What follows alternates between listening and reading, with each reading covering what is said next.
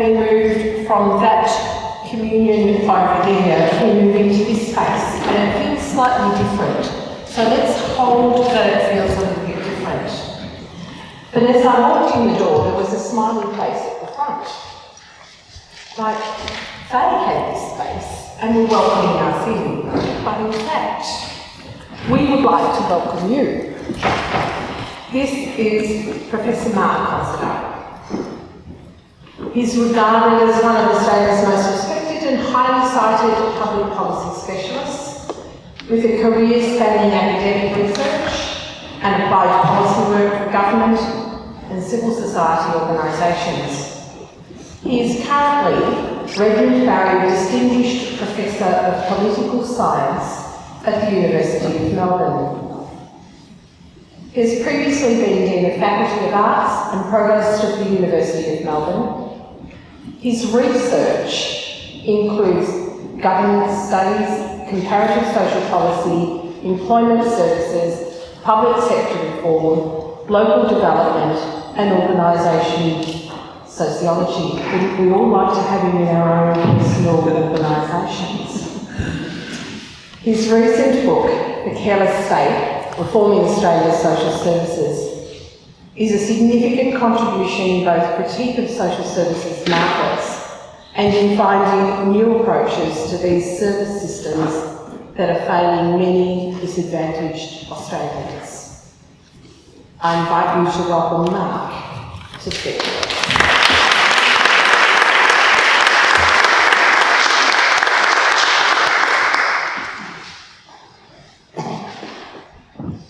Thank you very much for that warm welcome. It does feel like we're in church. There's nobody sitting at the front. It's a wonderful opportunity for me to be amongst people who are doing the work and making a difference in the areas that I mostly tend to study and try and understand, and I also acknowledge the years of experience that sit in the room that know about the things that I'll be talking about. I hope in the Q&A there's an opportunity for you to join the conversation. And can I just acknowledge the Indigenous owners of the land, the Wurundjeri people, where we're meeting today. I understand we've just come from an important breakfast conversation on Indigenous issues, so again, wonderful to be in the presence of people doing that work.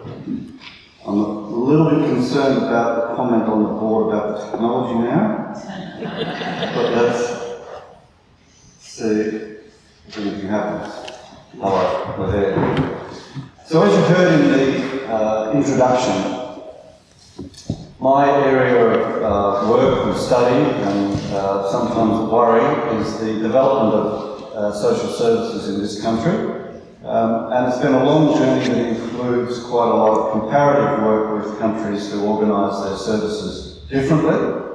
And it's been a focus from a methodological point of view on the front line of those services. But inevitably, when you work at the front line, when you talk to people who are working at the front line of employment or childcare or aged care, you're propelled back into the big moving wheels and policy determinants of those frontline encounters.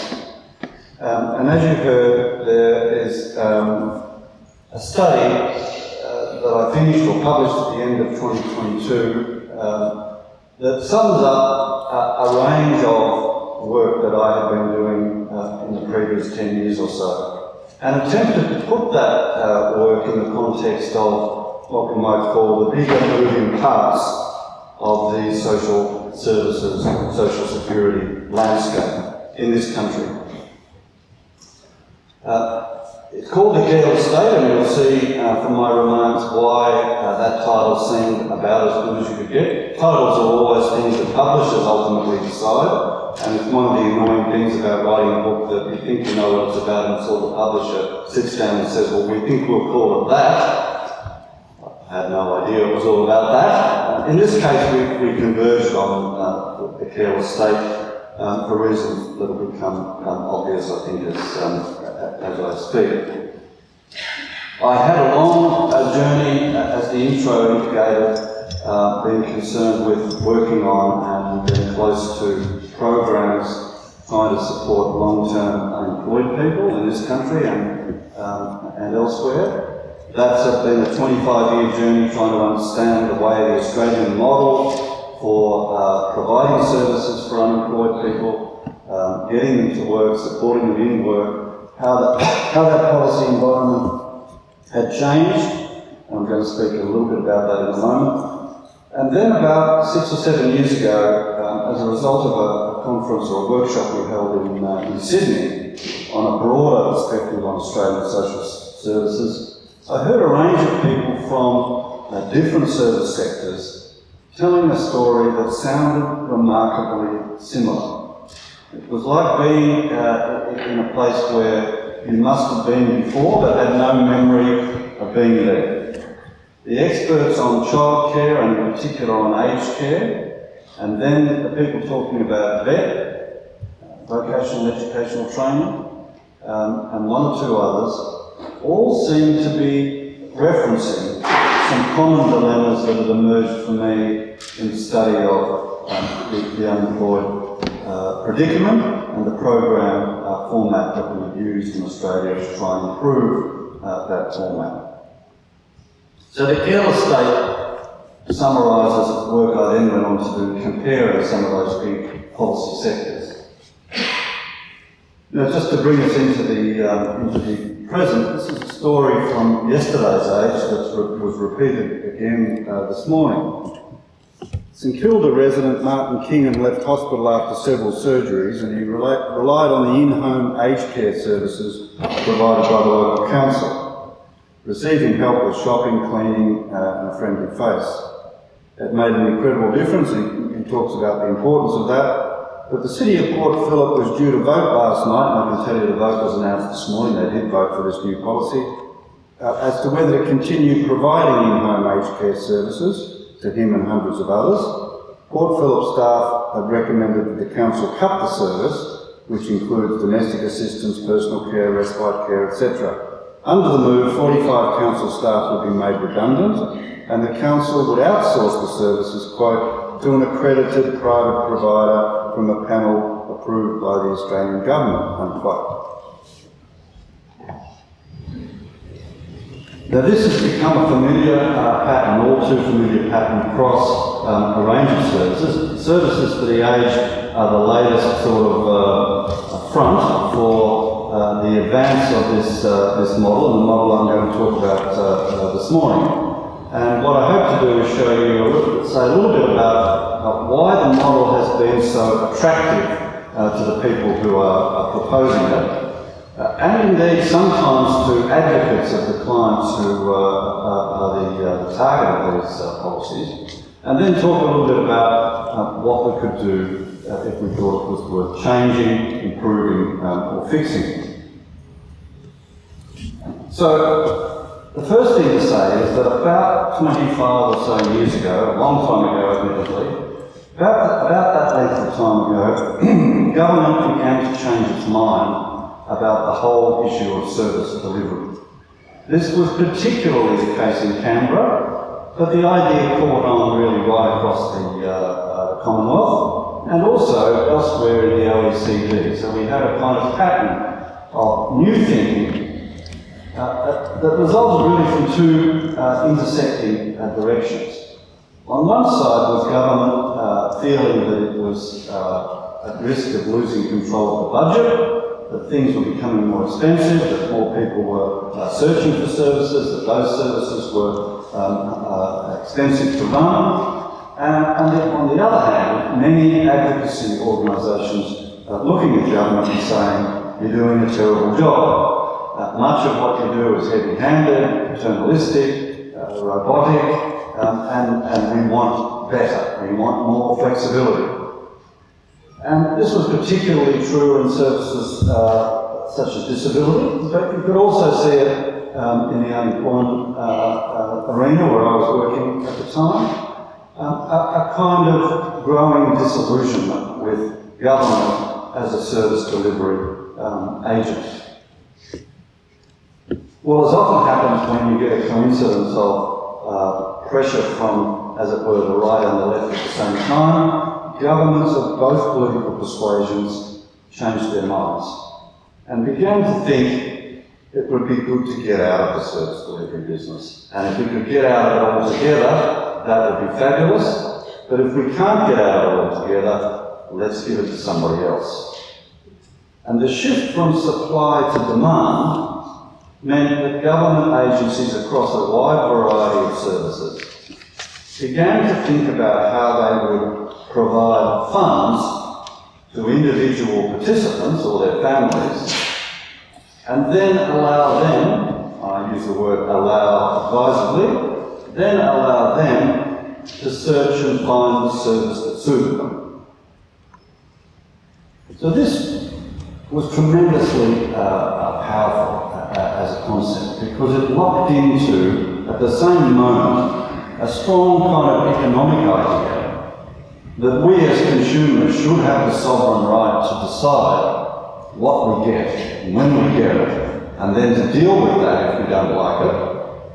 And it locked into the government idea that they could kind of step away from the service delivery story and make their effort to support people a kind of voucher or a payment, a per head payment that ultimately would go to the service supplier, but that relationship would then be between the individual or their family and the service supplier, with the government really just as a facilitator. This shift, it won't be a surprise to this audience, but this shift quickly was associated with a decline in social services across a range of sectors. Not a decline in the sense that they all suddenly went out of business, but a decline in their centrality to the policy debates about the service delivery model. Probably childcare is the most spectacular, where a mix of municipal and non-profit organisations generally managed the childcare service through the 70s, 80s and into the early 90s. And now that by far the predominant force in childcare in Australia are for-profit organisations who have taken up virtually all of the new service demand, with a few exceptions depending on which state you're in. So the relative decline of community services had another consequence, which was that funding model that I spoke about before, now moving from supply to demand, began to drop away from infrastructure support or funding support to establish facilities, and focused pretty much entirely on the per head service delivery fee for individuals using the service. This is what's often referred to as a voucher model. Now, why does that matter? Well, it matters because it gives government the opportunity, and I would argue the excuse, to turn its mind away from the capital investment required to build, develop and deliver complex social services. It used to be in aged care, and still is the case in some small areas of childcare, that non-profit organisations can go and get support to establish the service. They get a low interest loan or to help put the building together or refit the house for childcare. In some states there's still some small programs that enable that. But all the rest, all of the infrastructure and all of the development costs now for most of those services, as is true in aged care, now sit with the entrepreneurs. And as a result of that, the voucher, the payment that government makes, includes, allegedly, and I think in most cases it does in fact include, some cost representation of the day-to-day delivery cost, and some recognition that there is investment cost in actually establishing and running the service. But there are huge debates and no agreement whatsoever about what that formula actually should look like. As a result of which, the ability to raise capital, organise the service and get it running before you grab that voucher for the per individual user, that burden either lies with fundraising by non-profit organisations and churches and so forth, or it relies on the capital market, which is what's happening in the childcare and the aged care sector. We'll come back to that later, perhaps, because therein also lies another trap for government in managing and directing the service. So the second context point is this relative decline in community services. I'm almost literally preaching to the choir here, so I won't labour that point. The key thing to think about, however, and I argue this in the book, and some of my colleagues were somewhat alarmed at this argument, but it bears a bit of deeper thought.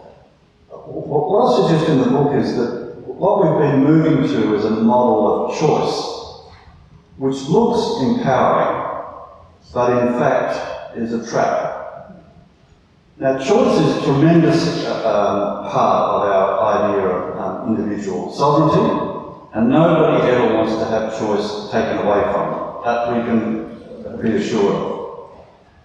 But when it's flipped into the idea that choice should be the main engine driving the social services model, a number of really dastardly things start to happen. Choice itself suggests the ability of individuals to move flexibly and freely in search of the right service to suit their needs. That assumes a number of things about the information they have about those services, but importantly, it also assumes a lot about their mobility.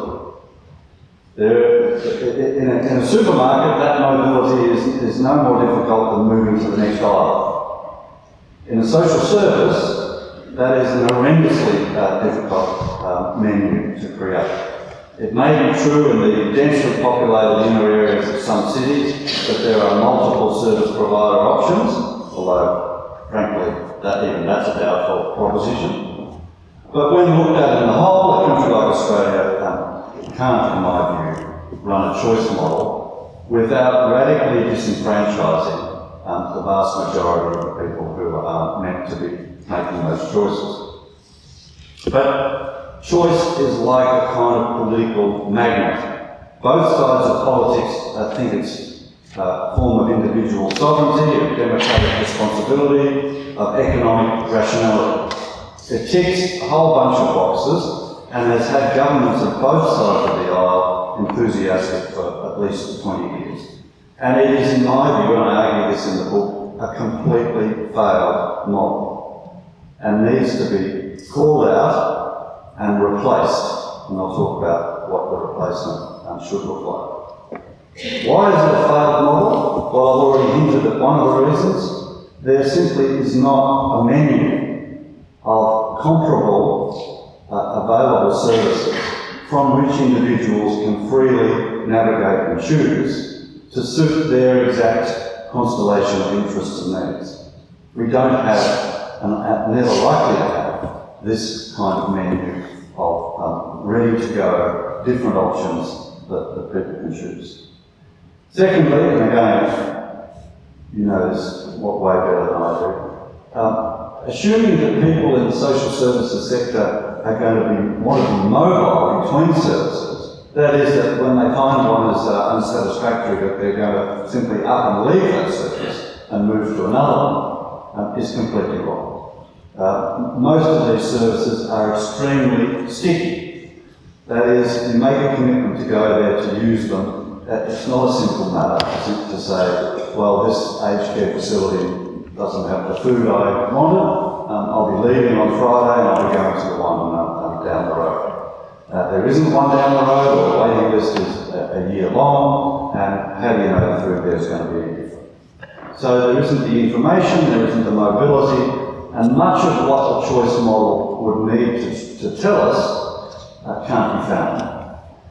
And frankly, if we wanted to put the investment into making the choice model really work, have a lot of iterations of every service ready to go, the cost of that would be phenomenal.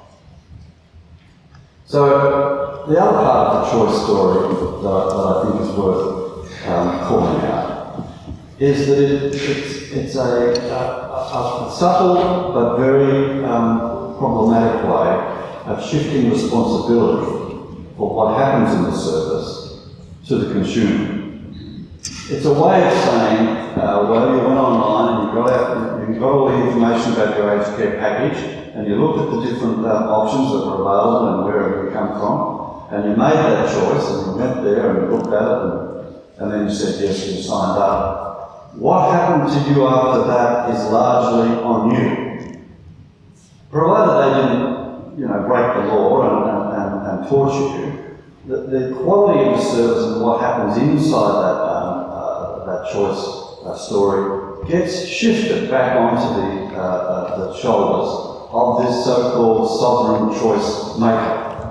And that's a big problem, in my view. It's a way of letting a lot of the service quality issue shift and drift away from the place it ought to be managed. So the other part of the choice is that it presumes the existence of a market. You've got different restaurants you can go to. If you don't like them, you can exit. The whole idea of the market is that by moving around, the customers drive innovation.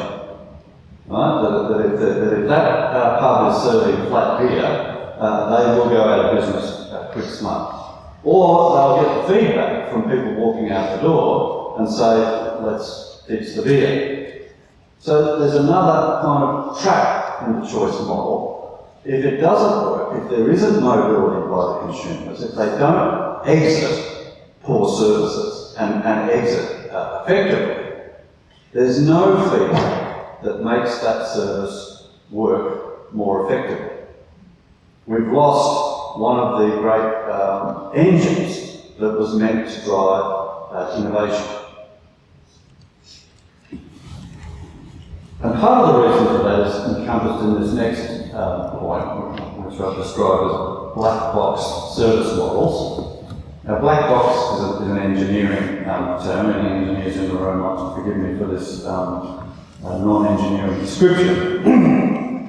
A black box in engineering is a system for converting inputs into outputs without paying much attention to how that happens. So it's measuring what goes into a system and then measuring what comes out of it to see how efficient it was, how accurate it was, and so on. And the black box, the conversion of those inputs into an output, is hidden from view for various reasons. In the market model of social services, the black box is the service proprietor's unique method of delivering the service. So let's say it's a childcare operation. The way of organising the staff, the way of putting the program together, how the hours of the day are structured, the way food is sourced and used, what education, if any, goes on, all of that sits inside the proprietor's responsibility. Government says, here's a checklist of things you should do, but it doesn't move into the space of saying how they should happen and when they should happen. That's left to the ingenuity, the intelligence, or the whatever of the service proprietor to decide. And in a market model, that's very important because that's the area where the market model is meant to drive greater efficiency and better results for the consumer. If everything that happened inside the black box was mandated, the private providers will tell us, what would be the point of us doing it? We wouldn't have that flexibility. So all of these so-called competitive service delivery systems, the Workforce Australia employment story, childcare, aged care, vet, now NDIS, all have this underlying logic that the service owner, proprietor, should be given free control, bounded by the laws of the land. We're not talking about absolute privacy, but there should be flexibility inside that black box. Now, there are huge traps involved in this, and I'll give you a couple of examples in the employment services. Right from the beginning, in a competitive model for delivering employment services, a percentage of the providers, typically the for-profits, but eventually a couple of the non-profits as well, this behaviour becomes contagious if you're not careful, immediately figured out that inside the darkness of the black box were opportunities to defraud both the Commonwealth Government and the clients. And I'm not talking about a few pennies or a few dollars, I'm talking about millions and millions and millions of dollars defrauded over the history of that program. VET has been the most spectacularly defrauded system in the country, where we estimate that is well over a couple of $1 billion worth of frauds, and they're only the ones that we've managed to catch. So the darkness of the black box has that significant problem. Let's say we had some tremendous method of regulation. When we come back to regulation, maybe in the Q&A at this time. Let's say we had some super social service police force that could deal with the fraud issue. Would the system then work? Well, the other problem with the system is not just the fraud story, it's the innovation story. Let's say Service X over the road there in Hull Street has worked out how to get longer-term unemployed people with multiple barriers to work quickly into a sustainable job. And let's say they're scoring brownie points up in Canberra and getting new business as a result and becoming quite a successful story. How does anybody else in the country learn and benefit from that success model? The short answer is they can't. That is proprietary information owned by that operator, and they will defend it in Canberra and in court as the basis of their economic sustainability, and do what they can to keep those trade secrets as close to the chest as possible. Now we know people shoot jobs and you can't make anything completely secret, etc. But it has been true that as a result of many of these models, service improvement hasn't increased in the way that the market model had proposed.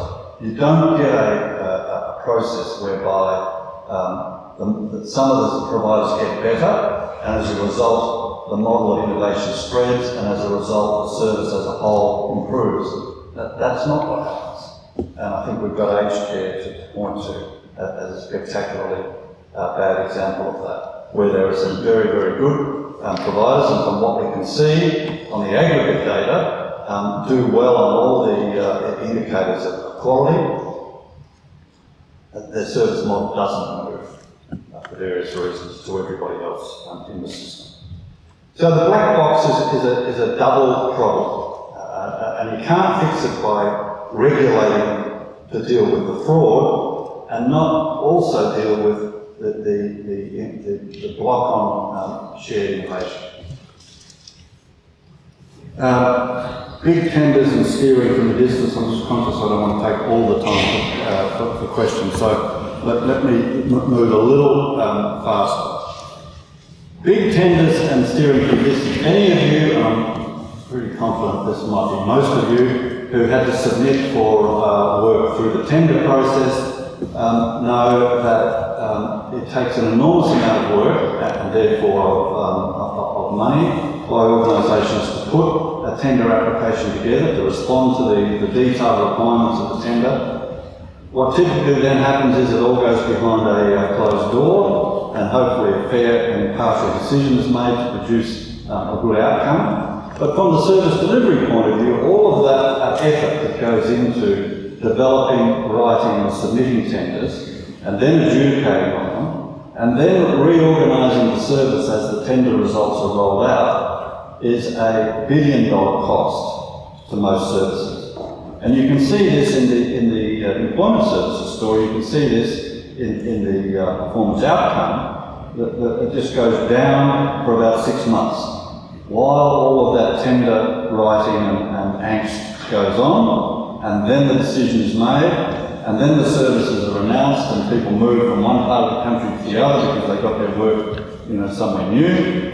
You can see the effect for unemployed clients dipping, sometimes for as long as 6 months before it rises back up. So the big, heavy-duty, fully armoured, all guns blazing tender process is a disaster. It's linked directly to this competitive model because it's argued that in a competitive world, if you don't have a very heavily fortified, arm's length, closed door model, the service delivery agents will corrupt the allocation of service, and the whole thing will become hopeless.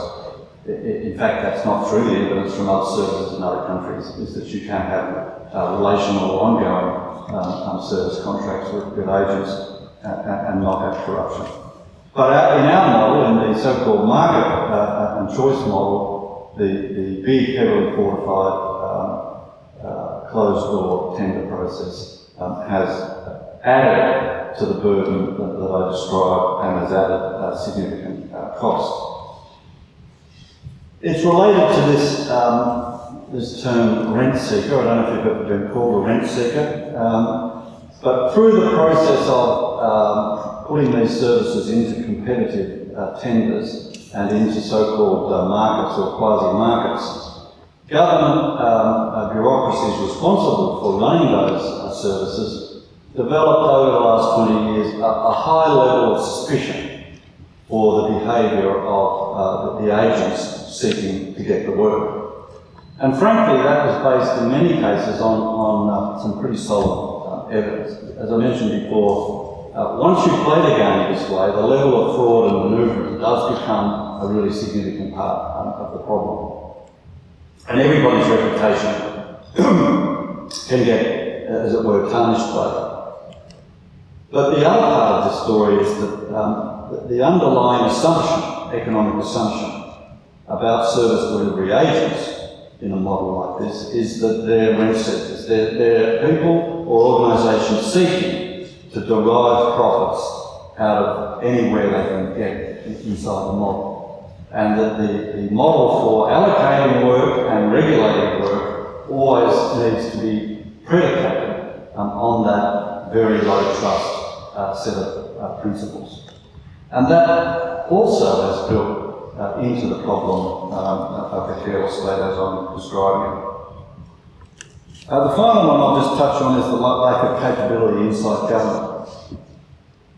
Remember I said a few minutes ago that one of the big shifts, particularly in Canberra, was we're out of the supply business, we're now just going to support people to demand these services with vouchers or subsidies or payments. This was part of a general move inside government in OECD countries to say, and the term back in the 90s was, we'd rather be steering than rowing.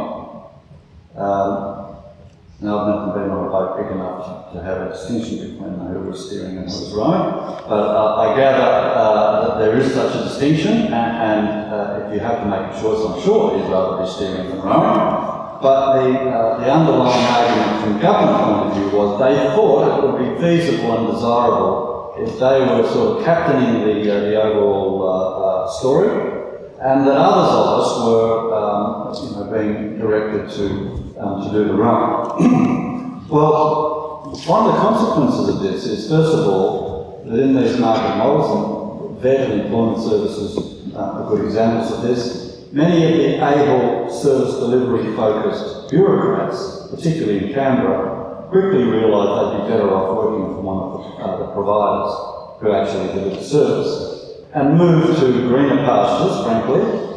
And over time, many of those central bureaucracies in Canberra have lost almost all of their service delivery capability.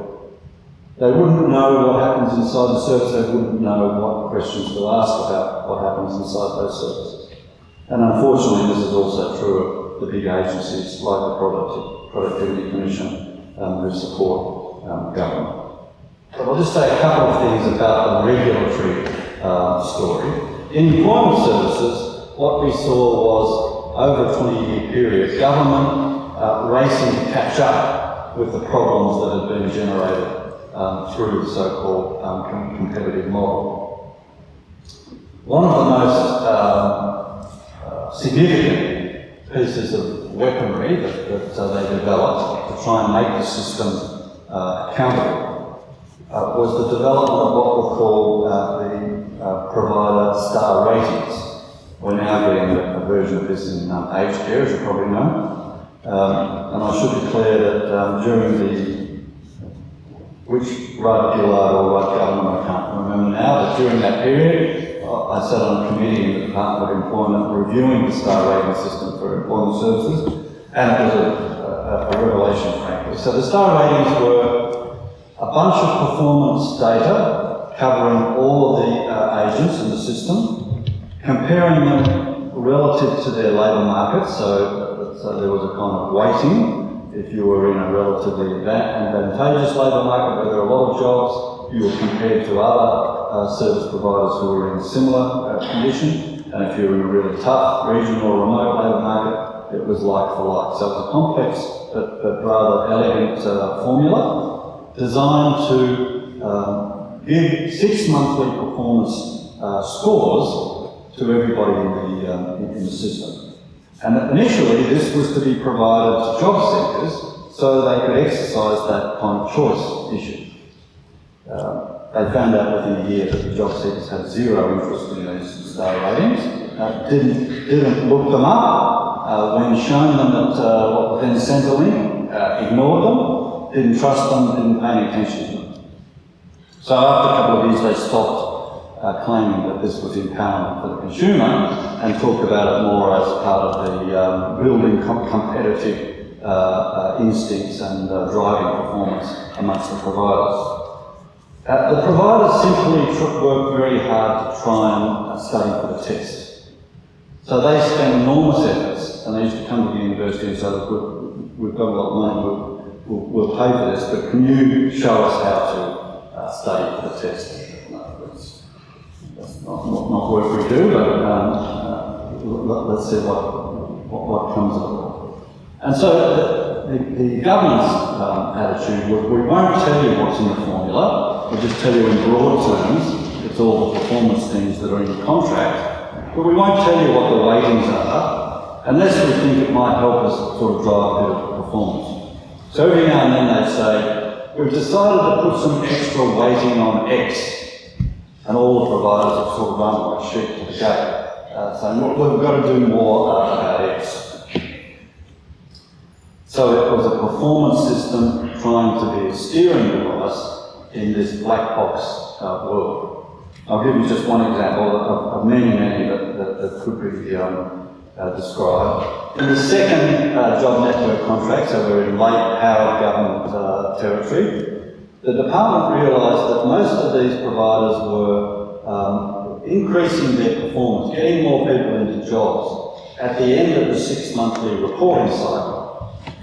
And that this seemed to be not a normal distribution of activity. It was almost as though things would chug along in the offices, and then as the deadline came due, there'd be a sort of a movement to get more people into work. And they thought this was inefficient and didn't look good in the stats and various things to complain about. So they announced that there'd be a new weighting in the formula for what would be called speed to placement.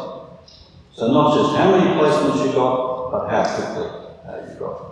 A number of the big organisations quickly figured out a way of working this idea, and what they did was reshuffle the unemployed people in their queue to pull out the ones that would generate the biggest zing in the speed to placement story. And to do that, what they essentially did was take people who'd been waiting a long time and push them further back, and get people in the sort of mid-ground who've perhaps been unemployed for a year or so, and give them the first job that was available. So the signalling of the weighting system added another whole level of disadvantage to people inside the system.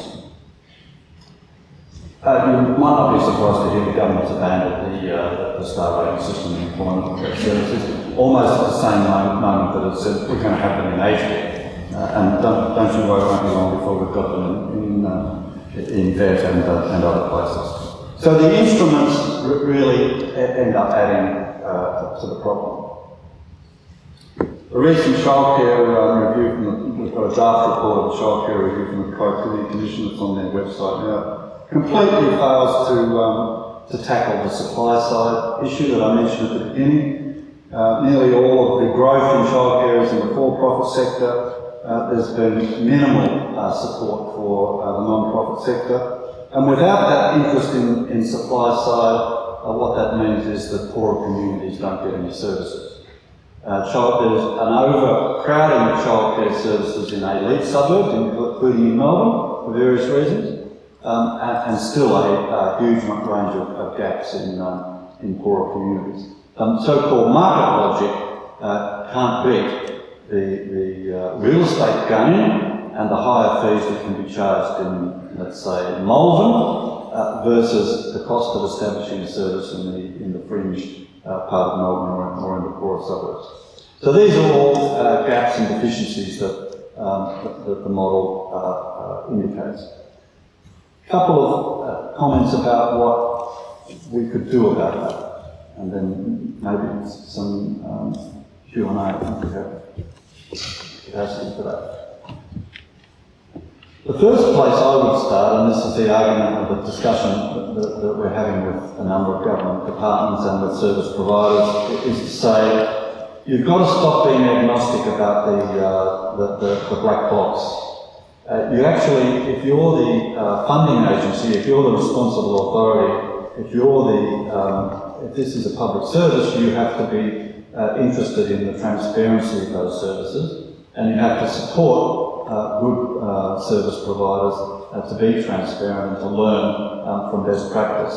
That means protecting people from predatory market behaviour. It also means that on the supply side, governments need to be prepared to say, we will underwrite or support the development cost of services and not just the unit cost of individual usage. This has been a common pattern in other countries that tried the Australian model, that is, who went for demand side only and left supply side to the private sector.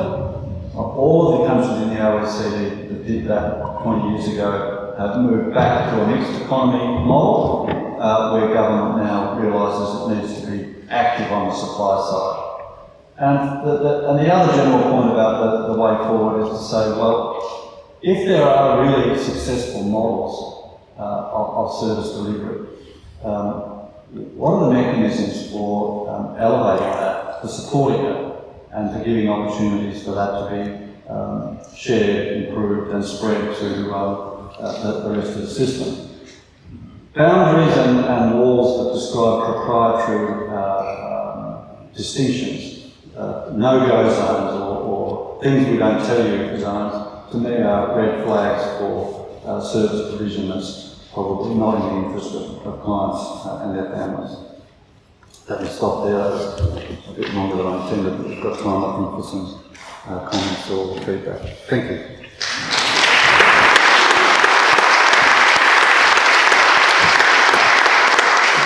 So who would like to start us off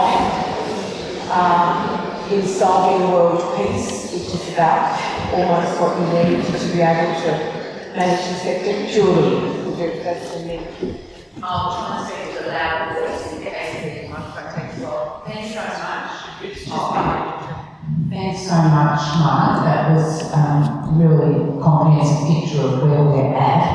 My question is, obviously you studied international models as well, and if you could just give us a bit of an idea of what you might see working well as a goal for where we might try and move things. Thanks, Julie. Maybe the easiest quick answer to that is to say that in the places where social services are delivered really, I think, really effectively, and our projects often intersect with both Denmark and Scotland, you see a recognition of the need for a properly local base for the services. That is a place-based view of what needs to happen. Not for all of them. I think probably VET would be an example where you can have greater mobility toward bigger centres for things and online support, but the complex services in disability and aged care and childcare and so on need to be highly localised, so you need agents who are committed to that locality and have a degree of accountability for that locality. Nearly all of the elite versions of those services in Scandinavia and the Netherlands and, as I say, in Scotland and so on, have some anchor to the municipal realm, and it's really the reason I was calling out the story of this morning's Age. I think we're in the process of dismantling virtually all of the local government responsibilities for community services, and that's going to be a tough one to rewind, because if you take something like childcare, municipalities and their planning, and also the land holdings that they have in other places, a key ingredient in finding appropriate locations for non-profits and churches and others to run services and have those properly planned for and managed. And when that's thrown to the market, you get this drift of services to industrial estates or far-flung edges of the metropolitan story where there's no kind of community contact. But that's one big bit. But what's the place-based or localised asset that we need for elite services? The other one, as I said, having given choice a big battering, what's our alternative? And in the book I argue the alternative is voice.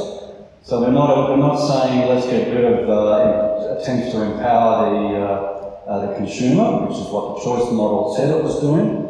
We argue there's actually a better way of empowering the clients and their families, and that is different kinds of voice.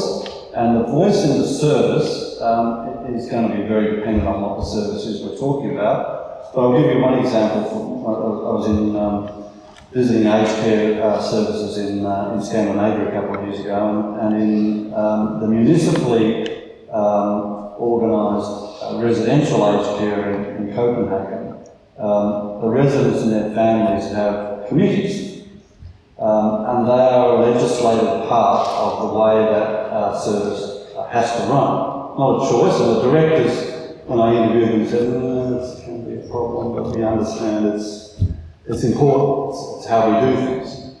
And those committees have to be shown the annual plan, they have to be included in the conversation about how problems that are occurring are being resolved, etc. Some of the clients come to those meetings and are grumpy, but that's part of the story. And one of them said to me, you would think that this would all be about high policy. She said 90% of the time they want to talk about the food and the activities. And they get very involved in that, and they want to be heard, and generally what they've got to say is important.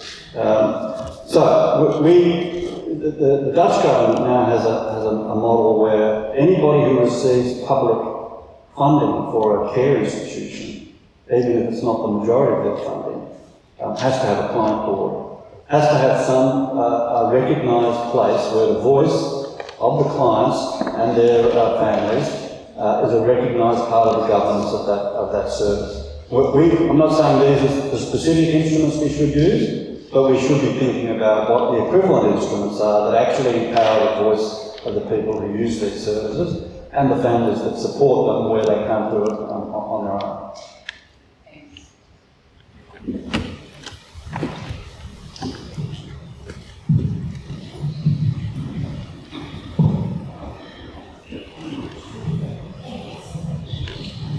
Thank you, Mark. Mark Considine I'm from Centre Care in Brisbane. We've heard over the last few days from many people, from various academic presenters that we've had, a position around social public policy, care industry, etc., etc. We have so much thought in this area, but government doesn't seem to be fully influenced. Do they have any interaction with you as academics as to what our new direction should be? And at the same time, how do we influence them and get them to listen to what our leaders in many areas, whether it be academia, whether it's service industries, etc., perhaps catch up? We're often 20 years behind, as you mentioned. How do we catch up globally, and how do we help them listen to us to make a difference? How do we get government to do what it needs to do? That's the big one, isn't it? I think there is a greater awareness in government now than there was even 5 years ago, both at the federal and state level.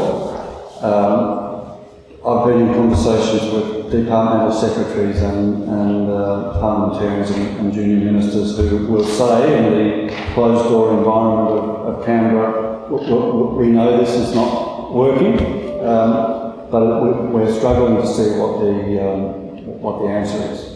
And that is because, as I said at the start of my talk, a number of these things are intertwined into a kind of quite comprehensive and failed but comprehensive model. And it's hard to just pull one out and say, well, we'll just take that bit away because they're interdependent. My argument, and the argument of other people on the academic side who work on these things, is to say to government, and I would invite a group like this to be in that thought process as well. What's the model we're trying to get to? Let's hold our breath a bit about how we get to it, but let's see if we can't agree on the elemental key issues that have to sit inside a high quality social service. What's that going to need to have in it? And one of the things I would argue that government needs to be more interested in is modelling the best practice for how that service should work, and updating that model in reference to the people who deliver the service well, so that we keep setting a standard that is better and better and realisable. You can only do that in a collaborative partnership with service delivery people who are doing it every day, and you can only do it in a trusting environment where, as you share your best practice, you don't feel it's going to be commercialised and taken out the door. So government has to create the environment where that is possible. In most of the sectors that I've referred to, I think the big for-profits would probably not want to be in that conversation. Or they would struggle to convince their boards that sharing that degree of insight about the day-to-day service model operations of what they do, they'd struggle to get authority to do that. That may be one of the places in which the road divides, and some of those bigger providers decide that they should go elsewhere.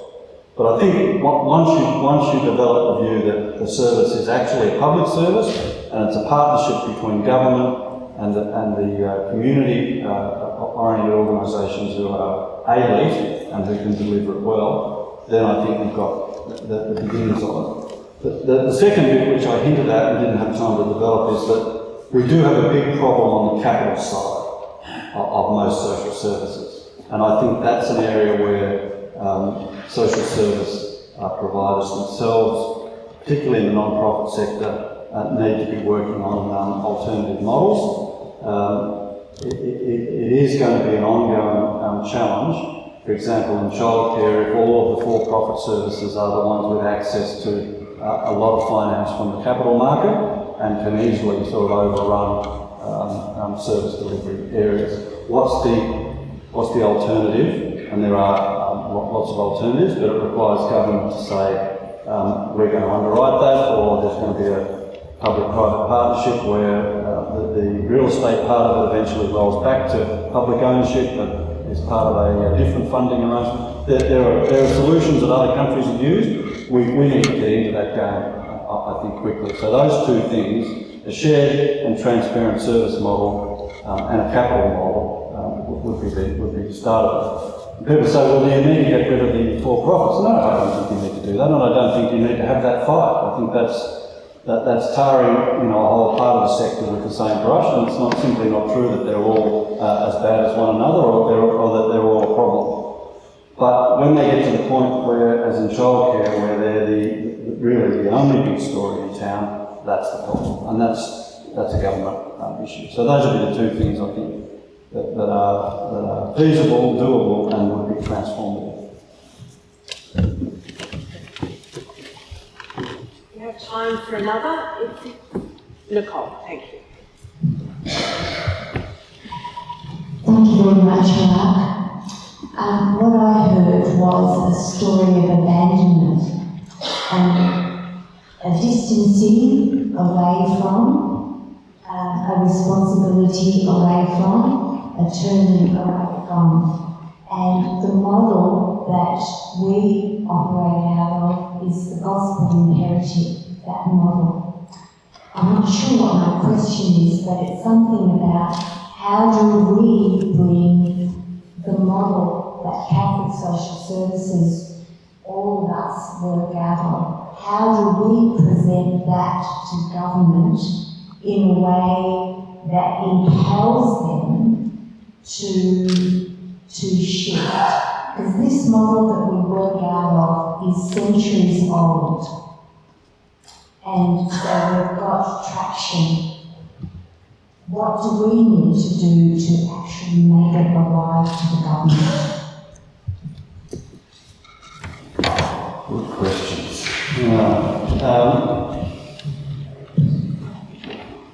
Well, one of the things that I think is compelling about the non-profit story, and I will include, without profound expertise, but I will include the church story in this. But one of the things that's compelling about the non-profit story is, in all the social services that I've referred to, is that absolute commitment to the welfare of the individual, the sacred mission of all of that, and that is such a different driving force for how you then go on and build a service model to support a local organisation or a national one or an international one. That point of accountability and internal reference is, I think, a huge asset. It probably needs to be spelled out in its kind of action consequences. Government would understand that if we didn't push them hard, would understand that as an important motivation. I've heard senior bureaucrats say the people who work in non-profits are no better or worse people than the people who work in for-profits. That's true. That's a way of discounting the nature of the mission. It's a way of saying we won't look at the mission, we're kind of agnostic about that. Well, that's the first trap. You can't be agnostic about what the service model is based on, and how accountable we are to one another, and in this case to a faithful set of principles. That centrality of the individual seems to me at the heart of all social services, and it's gotten lost in part because that rent seeker argument took a sledgehammer to the professions 20 years ago and said, look, you can't rely on doctors and social workers and nurses. They've all got a vested interest. They want to get their wages up and they want to get home early and all these other sort of put-downs to say the professions aren't the holder of that virtue. Well, you have to elevate, I think, by different means that centrality of the individual.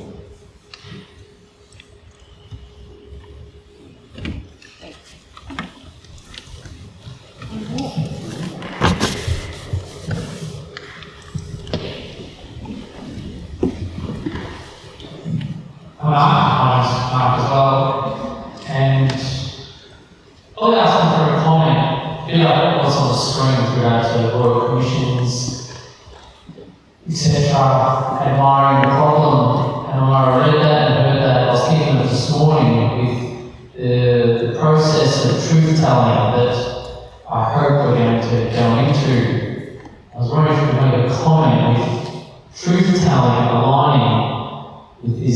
one is admiring the problem. I'm quite scared.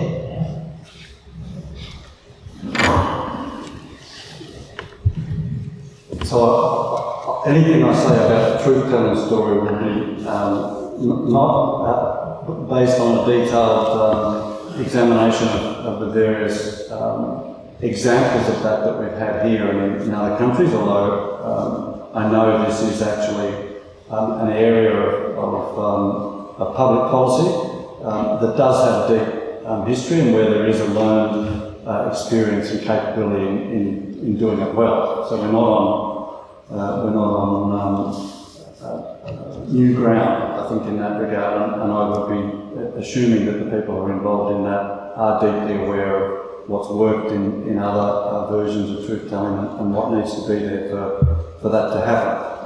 Admiring the problem is a phrase that we often use inside the university to make fun of ourselves, and that's to keep us honest to the fact that we find things amazingly interesting and can spend years investigating them, just because they're really amazingly interesting. And you put, the story goes, you put 5 academics in a room to talk about a problem, and the problem will just get bigger and bigger and bigger. Right? We know that. We know that's who we are, right? So the admire the problem notion is really a way of saying, let's make sure the deep analysis and the comparison of how others have done things, etc., is always pointed in the direction of saying what worked better, what got better. Might have only moved the dial, a couple of percent, but what's the direction of travel that takes you from the problem to something better? The problem the challenge when you develop an argument about the careless state being an integration of a bunch of intersecting issues that all rest on one another and create quite a tight institutional history, is that, as I said before, you can't easily just pull one out. You have to say, well, I'm sorry, we have to tackle the model. Well, the way to do that is I think, to start demonstrating the benefit of what it is you're hoping to build. And in the case of truth-telling, I think my sense is there are some very good examples of how empowering that can be, but also what the risk would be if your expectations aren't framed successfully.